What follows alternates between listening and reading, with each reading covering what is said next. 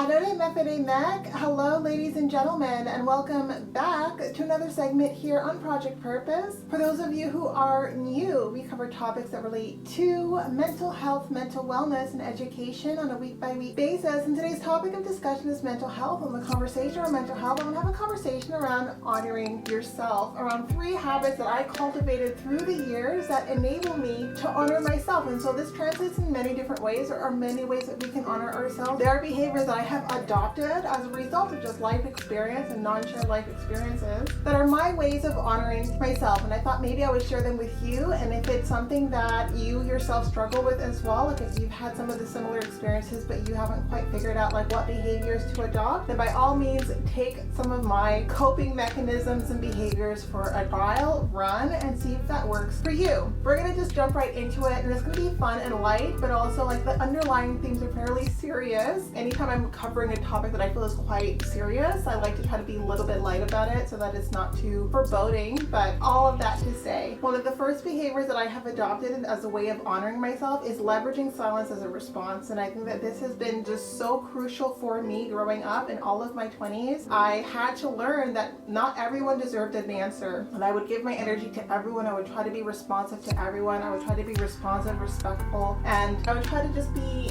relatable, right, to people who weren't really interested in anything but what it was that they were looking for. And as I mentioned, I am a country girl. I came from a small tiny little town where everyone knew everyone. Like it didn't matter where I was walking. Like if someone saw me, like they would pick me up, they would bring me home. Like I had no stranger danger. I didn't even know how to look both ways because I never needed to. Like the streets were never so busy that I was at risk of being hit by a car. Like I had very much small town social norms and small town ways of managing my relationships. And I learned like when I moved to Toronto that wasn't going to work. It was going to really leave me open to a lot of unnecessary drama, a lot of unnecessary conflict, and feeling like I wasn't honoring myself in specific situations. And one of the things that I learned very quickly is that when it was the case that I was being catcalled or someone was trying to get my attention, if I never spoke to them to begin with, like I've learned like if I did not speak to them, if I've never engaged with them, if I don't know their name, I don't owe them an answer. So because I have had so many experiences go completely left because my answer wasn't the answer that people were looking for, like if someone is trying to get my attention in public and I don't know you, I don't know your name, I have no qualms about not responding. And this is a learned behavior because of how many times like I have responded and tried to be respectful, tried to be relatable, like tried to explain like why things weren't going to translate the way they wanted, whether that was them asking for my number, asking to buy me a drink, asking to dance. Like it didn't matter what it was. Like for me, for whatever reason, like if I was going to say no, it was going to be a problem. So I have learned with experience that if I don't know someone and they try to acknowledge me in public, I do not need to answer. And this is the way that I have learned to honor myself. And honestly, it is the best move forward because I don't give any smidgen of hope that someone can leverage to anchor on to then amplify aggression when it is because they're not getting what they want. And so as a woman going through life, especially given the fact that I am a bit of a wanderer, I like to travel alone. I do a lot of things on my own and independently, and I'm quite small. I'm a petite woman. I've realized that engaging is a privilege. It's something that I don't have to do. I don't have to respond. I don't have to engage. I don't need to explain myself. And the best way to circumvent aggression or anger or hostility is to just not to give any hope at all and to say nothing. And so if you're someone who, as you meander through life, you attract attention, regardless of the kinds of attention that you attract, and you realize that sometimes things escalate unnecessarily, then silence is a response. And frankly, like I find that it has helped me circumvent so many situations that are hostile. And also when you think about even the people that you know, the people that you have built trust and built relationships with, and how they respond with aggression when they're not getting the answers that you're looking for, then you recognize that better to just deal with my own ecosystem, my own network of individuals, the people I know, and some of the reactions and actions that garnishes. I don't need to broaden that scope by also being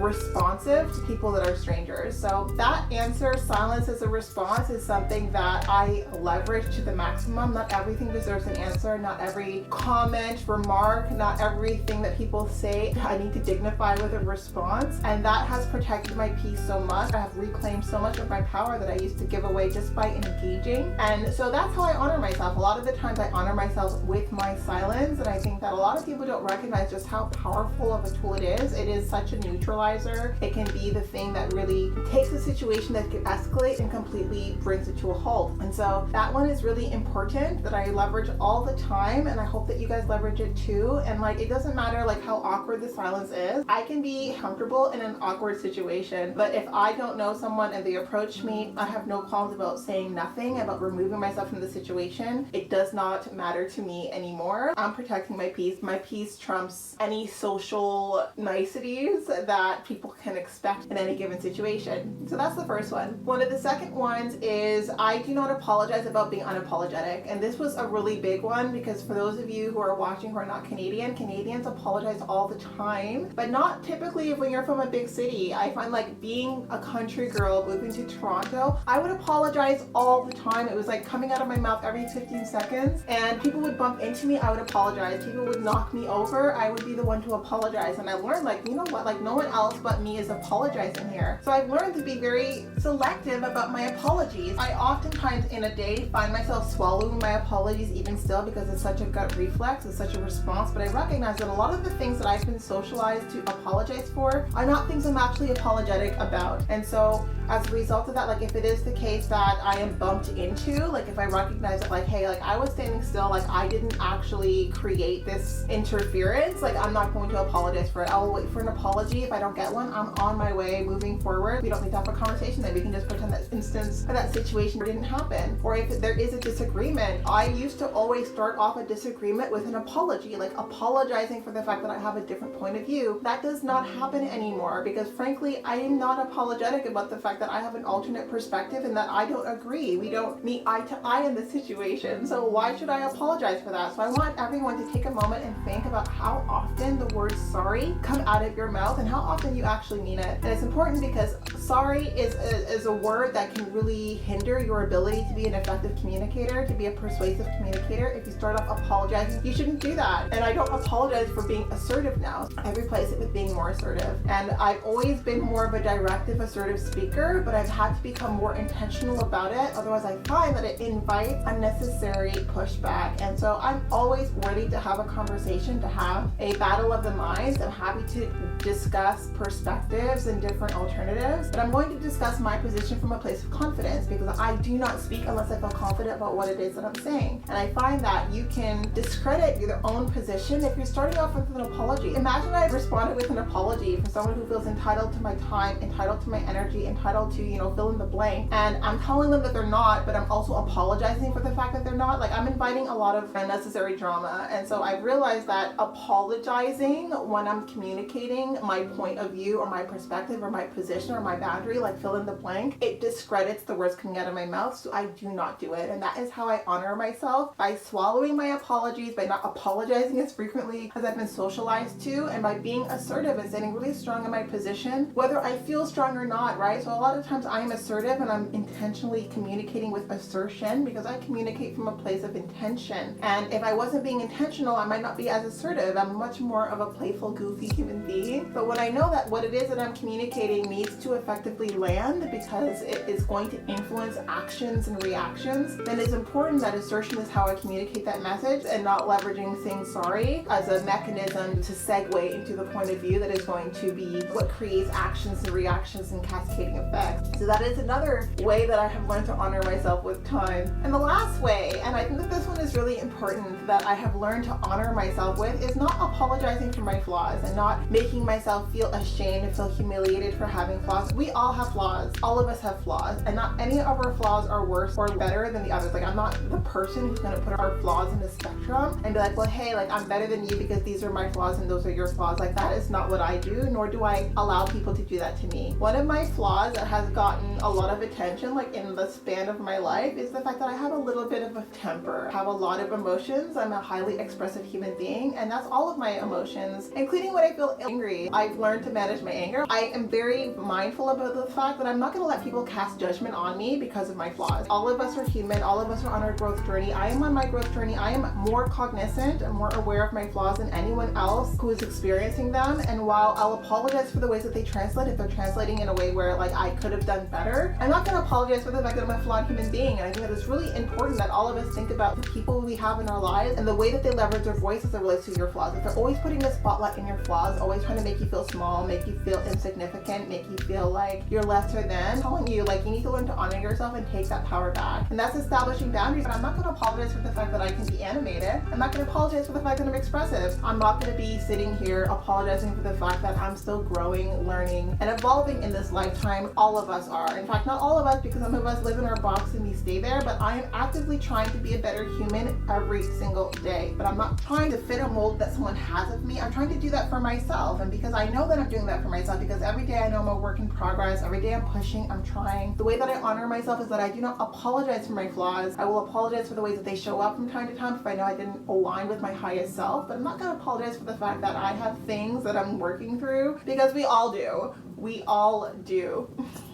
And then last but not least, what I have learned to not apologize for, because I have fought my whole life for it, is agency and autonomy. I grew up with a lot of restrictions, right? Like I grew up in a very restrictive, very strict household in the middle of nowhere, very conservative. And so a lot of theory around like what happens to children when they get freedom, like they lose control. Like I didn't lose control by any means, but I have a very different and a very heightened sense of my agency and my autonomy, because I was not able to leverage that until I moved out, essentially. And I moved out at 19, but up until then, like I was on a very, very tight leash, and all I wanted was freedom. Like all I wanted was the freedom to live my life, make my mistakes, like be the author of my own decisions and write my own journey. Like I didn't like the fact that I had so many people who had so many things to say about where my time went, where my energy went, and I had to listen to them. And because of that, I don't take agency and autonomy for granted. I don't take it lightly. It's not something that I am lackadaisical about. I'm very intentional about agency and about autonomy, and I'm on this platform trying to have conversations around it, because I think a lot of people give it away too recklessly. And I think that because I spent my whole like adolescent life fighting for a little modicum of agency and autonomy, and now that I have it in leaps and strides, I know it comes with responsibility. I know it comes with accountability. I know it comes with failure from time to time, and for looking at yourself in the mirror and being really open and honest about the ways that you show up. But at least those are my choices, right? That's in my wheelhouse. That's not something that I have offloaded to someone else, and some people do, and you shouldn't. And I think that if you weren't raised in an environment where your agency and autonomy was infringed upon, that you don't necessarily have the lens or have the sensitivity to recognize when that's something that's happening in your ether, like in the social political sphere. And I find that our social and political sphere is becoming less and less democratic and more authoritarian, where the target is your autonomy and your agency. And it's so interesting that I'm here trying to build a platform wanting people to celebrate and value their autonomy and agency, and I'm only that way because I didn't have autonomy and agency for the larger part of my childhood and adolescent life. I didn't have the freedom and the flexibility to make choices, to get messy, and to make mistakes. And that was like the anthem of some of the best cartoons growing up. I remember Miss Frizzle and the Magic School Bus was one of my favorite cartoons growing up, but I could not live that because I was not allowed to get messy, to make mistakes, and to kind of just figure life out. Like I couldn't do that until I was 19. And then when I moved out, I felt like all of my 20s I was catching up with everyone else. Like everyone else just had much more maturity by way of the decisions that they were making, much more maturity about the way that they're leveraging their agency, whereas I was still in my training wheels. I was still figuring it out, and I was still unpacking and unlearning a lot of the lessons and a lot of the conventions that kept me containable, essentially, but that weren't necessarily the tools and resources that were going to enable me to be successful as an adult and as a human being and as a professional. Now, I don't feel like I'm catching up. I don't feel like I'm behind like I did in my 20s, but I do feel affinity with my agency, with my autonomy, and I leverage it